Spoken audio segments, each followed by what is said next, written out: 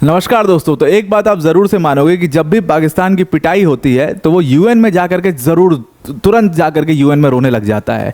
जब तक वो एक अपने सेफर साइड पर रहता है, जब तक उसका अपर ग्राउंड रहता है, तब तक पाकिस्तान को यूएन की याद नहीं आती है। लेकिन जैसे उसकी पिटाई हो जाए तुरंत वो यूएन पहुंच जाता है और यूएन में पहुंच करके रोने लगता है। वही पाकिस्तान ने फिर से किया है।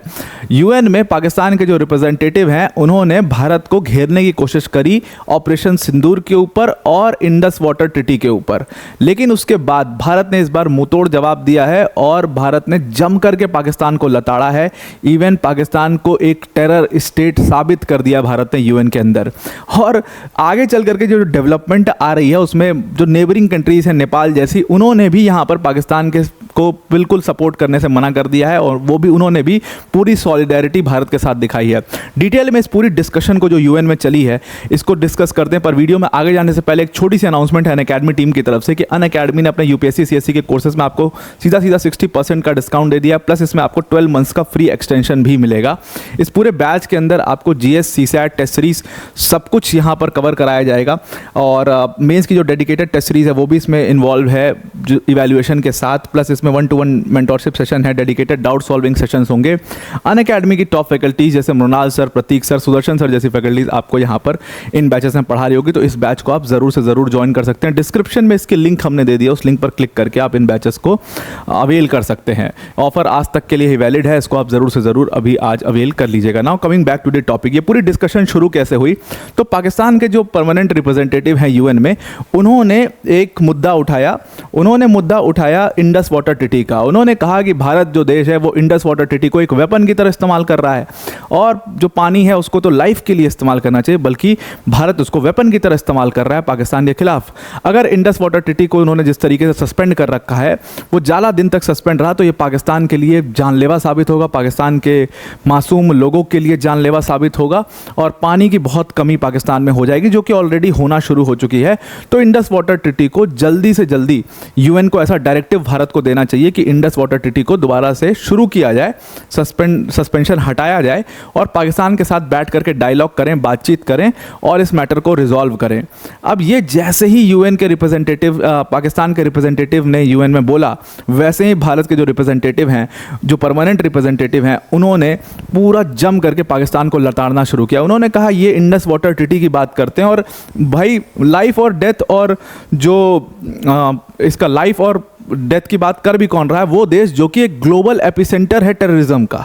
मतलब उन्होंने सीधा यूएन में पाकिस्तान को ग्लोबल एपिसेंटर कह दिया, टेरर का। ग्लोबल एपिसेंटर है टेरर का। वो हमेशा से टेरर आउटफिट्स को बढ़ावा देते हुए आया है और ऑपरेशन सिंदूर के बाद, जब हमने ऑपरेशन सिंदूर किया था तो पाकिस्तान ने उसका मिलिट्री से रिटेलिएशन किया, मिलिट्री एक्शन किया उसके ऊपर। इसका मतलब दैट मीन्स कि ये इनकी जो आईएसआई है, इनकी जो मिलिट्री है, वही उन टेरर आउटफिट्स को बचा रही है, वही उनका देख रेख करती है, वही उनको सिक्योरिटी प्रोवाइड करती है। और ये चीज़ तो अब सारी वीडियोस और फोटोज से प्रूव ही हो चुकी है। So hence prove that Pakistan is a global epicentre of terror और वो टेरर को बढ़ावा देता है। वो पाकिस्तान लाइफ और डेथ की बात कर रहा है, वो पाकिस्तान इंडस वाटर ट्रीटी की बात कर रहा है। लगभग अगर आप लाइफ और डेथ की बात करोगे तो पाकिस्तान को यह भी ध्यान रखना चाहिए कि पिछले 40 सालों में जितने टेरर अटैक करवाए हैं पाकिस्तान ने, उसमें लगभग 20,000 इंडियंस की डेथ ऑलरेडी हो चुकी है। और भारत ने हमेशा इस मामले में हमेशा पेशेंस रखा, हमेशा डायलॉग करने की कोशिश करी। इवन आपको 1998 की वो बात याद होगी जब नवाज शरीफ वहाँ का पीएम हुआ करता था, अटल बिहारी वाजपेयी जी यहाँ के पीएम थे। डायलॉग किया था अटल बिहारी वाजपेयी, इवन ट्रैवल करके गए थे पाकिस्तान में और वहाँ पर डायलॉग हुआ था। और उसके बाद फिर क्या हुआ? उसके बाद परवेज़ मुशर्रफ ने अटैक कर दिया। तो यही होता है, जो वहाँ का पॉलिटिकल लीडरशिप है उसकी लाइन अलग होती है, वो कुछ और ही बोल रहे होते हैं क्योंकि उनको डर होता है, उनको पता होता है कि उनकी सत्ता चली जाएगी, उनको पता होता है दौड़ा के पीटेंगे ये सब।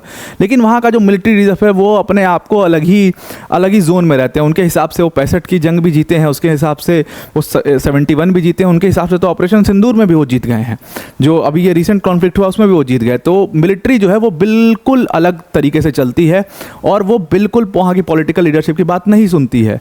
पूरी तरीके से जितने टेरर आउटफिट वाले मौलाना मसूद अजहर वजहर हाफिज सईद टाइप के लोग हैं, वही सब मिलिट्री वालों को पूरा चलाते हैं, इनकी पूरी सांठ गांठ है।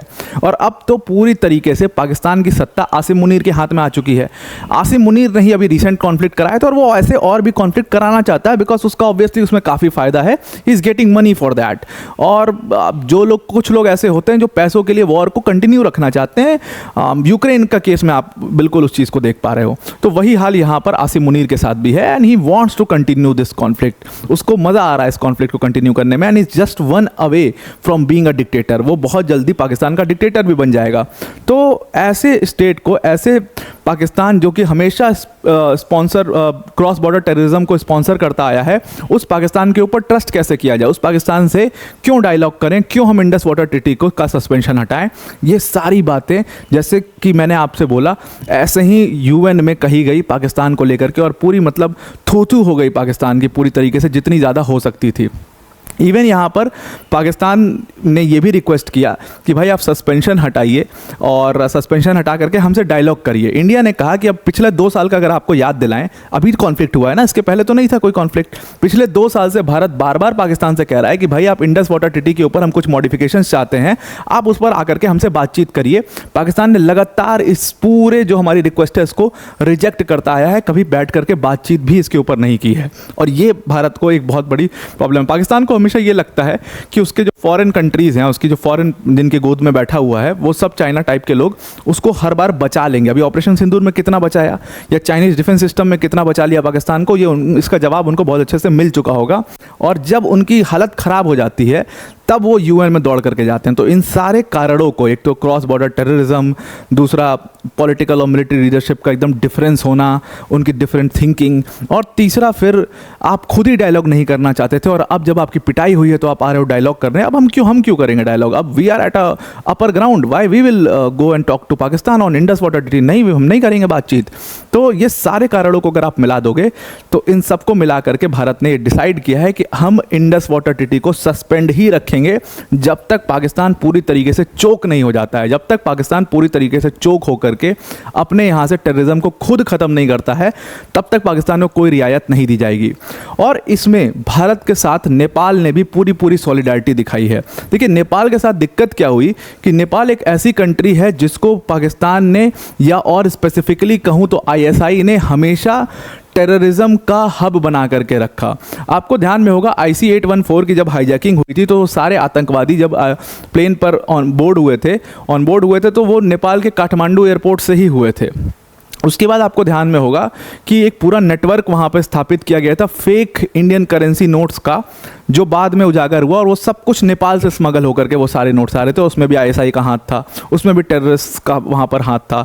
उसके बाद बड़े बड़े टेररिस्ट जो कि भारत से भागे, जो मुंबई बॉम्ब ब्लास्ट में भी शामिल रहे, जो कि आजमगढ़ ब्लास्ट में शामिल रहे, बनारस ब्लास्ट में शामिल रहे, सबको पाकिस्तान के थ्रू स्मगल कराया गया, पाकिस्तान के थ्रू सब निकले। उसके बाद जितनी ये हथियार बन करके पाकिस्तान से आते हैं, सब कुछ हथियार उनके टेररिस्ट तक जितने पहुँचते हैं सब नेपाल के जरिए पहुँचते। तो उन्होंने लंबे समय तक नेपाल के लैंड को एक टेरर हब के जैसे, टेरर लैंड के जैसे इस्तेमाल किया। और नेपाल ने भी कहा कि भाई हम खुद इस चीज़ से तंग आ गए हैं, and that is why we are in solidarity with India. और ये टेरर के अगेंस्ट जो लड़ाई है, इसमें हम पूरी तरीके से भारत का साथ देंगे पाकिस्तान के अगेंस्ट। और जितने पाकिस्तानी टेररिस्ट हैं, इनके लिए एक सर्च ऑपरेशन भारत और नेपाल की फोर्सेस ने शुरू कर दिया है, और खोज के निकाल करके अब सारे टेररिस्ट को यहाँ पर माना जाएगा। नेपाल के फॉरेन मिनिस्टर ने इस चीज़ के ऊपर यह भी कह दिया है कि we stand together in fight with terrorism, we stand together with India. और सारे पाकिस्तानी टेररिस्ट की अब शामत आ जाएगी, उनको निकाल करके नेपाल से माना जाएगा, क्योंकि मैं नेपाल के लैंड को और ज़्यादा टेररिज्म के लिए इस्तेमाल होने नहीं दे सकता। हम बहुत लंबे समय से कोशिश कर रहे हैं, अगर भारत भी हमारे साथ आए तो ये कोशिश सफल कोशिश रहेगी। तो आई होप आपको ये पूरा आर्टिकल समझ में आ गया होगा। अब वीडियो को एंड करने से पहले अनअकैडमी टीम की तरफ से बहुत बड़ी अनाउंसमेंट है कि अनअकैडमी ने आपके लिए UPSC CSC प्रीलिम्स जो लोग 2025 का भी दे रहे हैं, कल पेपर है, all the best to all of you first of all. और दूसरी चीज़ आपको इसमें ध्यान रखना है कि बहुत काम कंपोज रहिए, अब कुछ और पढ़ने की ज़रूरत नहीं है। अगर लास्ट मिनट में आप कुछ रिवीजन वगैरह करना चाहते हो तो आप ये बैच ले सकते हो। प्रीलिम्स क्रैश कोर्स है, 1 रुपये का है, जिसमें आप कुछ last minute current affairs revision कर सकते हो, मॉक टेस्ट में कुछ क्वेश्चन सॉल्व कर सकते हो कॉन्फिडेंस के लिए, GS CSAT का रिवीजन कर सकते हैं। डिस्क्रिप्शन में इसकी भी लिंक दी हुई है, लिंक पर क्लिक करके आप इस बैच को अवेल कर सकते हैं। 25 तक का इसका वैलिडिटी है इस बैच का, तो आप इसको देख सकते हैं। इसकी भी लिंक हमने डिस्क्रिप्शन में डाल दी है। तो अब आपको पूरा आर्टिकल समझ में आ गया होगा। आज के लिए इतना ही। Thank you and have a nice day.